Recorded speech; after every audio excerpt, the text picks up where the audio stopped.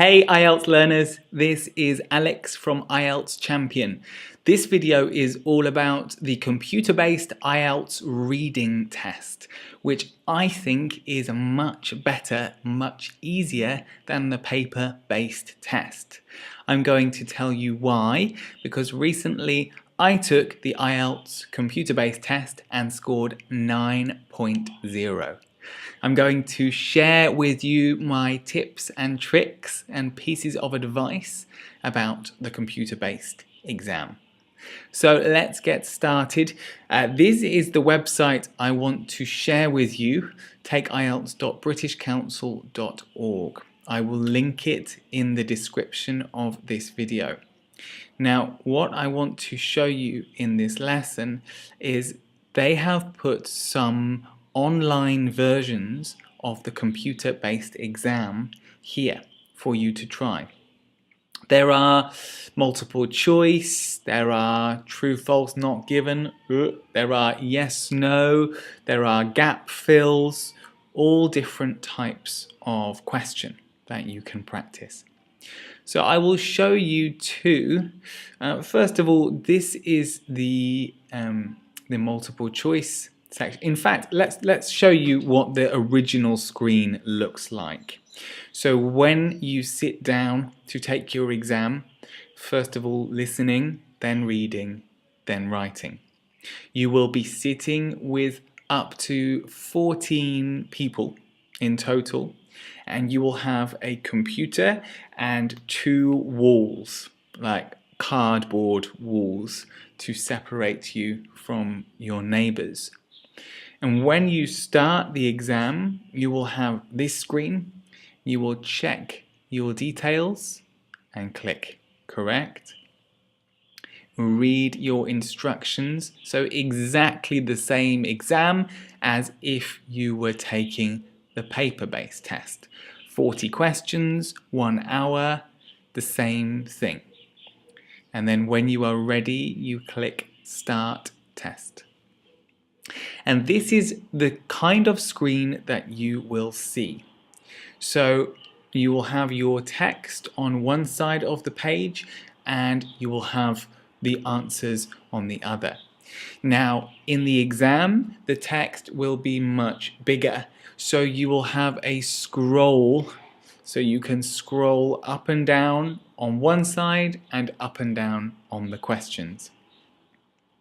Now, when you take the exam, there are some things that are helpful that you should know. One of them is that you can highlight on any word on the sheet, on the questions or on the reading passage.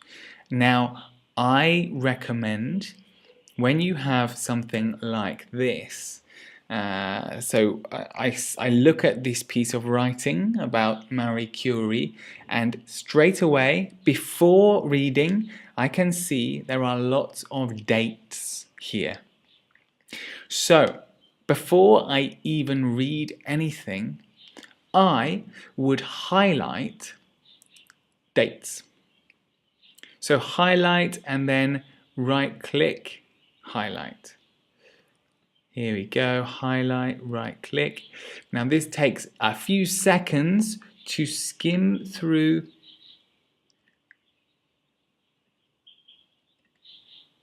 because you know what? When you have lots of dates, it is so likely, it is almost too likely that you will need those dates, that there will be questions about the dates. So because the reading test is a bit different online, you can't spend lots of time writing on the page, which is a little more difficult. When I have a piece of paper, I can read and make any scribbles that I like. But on here, it's a bit different. You know, you can write on a piece of paper. They will give you a blank piece of paper and a pencil. But the questions are not written there. So it's a little more complicated. which is why I think you should use the highlight, but only for names and dates. Some passages are lots of different names, some passages lots of different dates, and in some pieces of writing, maybe there is a key sentence or a key paragraph to highlight there. You can also write notes like this, and then when you come back to it, ooh, let's try that again. So here is my note.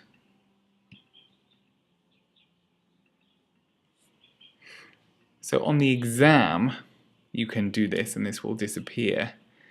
And then you can come back and click like this, yeah. So now I can close it and come back and click on the highlight and it will show me my note. Personally, I didn't do this. I think it's a bit fiddly. It takes a lot of time and attention. Better just to highlight. But you can play with this when you go on this website. So that's one thing to know. Another thing is that if you are not sure about a question, then you can do this. Like you have 1, 2, 3 down here. Say I am not sure about question number 2, then I can click 2 and click review, and it makes a circle around the question. Then when I go on to other parts of the test, I can come back because I see which question I am not sure about. If I have time at the end, I can come back. So when you practice this on the computer, you can see as well, you have the time written at the top. I think this is a lot better than on the paper-based exam. I have lots of pieces of paper and I am looking from questions to the page and it gets very, very chaotic. Here is so neat and tidy. And you get the time as well, so you don't have to worry about how long you have left. But the problem really so far is that there is not very much practice of the computer-based test online. So there is this website, which I will link, and you can try 1 or 2 questions from each part of the exam. After that, I recommend that you download some reading sections and put them up on the screen. So download the reading passages and put them on one side, and then what I've been doing, or what I was doing before my test, was word is not working. I was making a split screen. So I was putting my questions up here and I was copying and pasting my answers or my questions into the right hand screen so that I had to type the answers.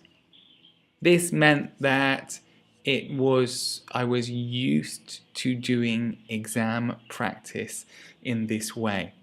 You can do this for the reading and the writing and the listening by writing, just writing questions 1 to 40 on a Word document and then typing the answers in. So that's it for this video. As I say, I will share with you this website, takeielts.britishcouncil.org/computer delivered academic reading. I will post it into the video so you can try it for yourself. If you have any questions or comments, then please put them below, and do hit subscribe if you want to hear more about the computer-based IELTS exam and about how I scored 9.0. Happy studying. I will talk to you soon.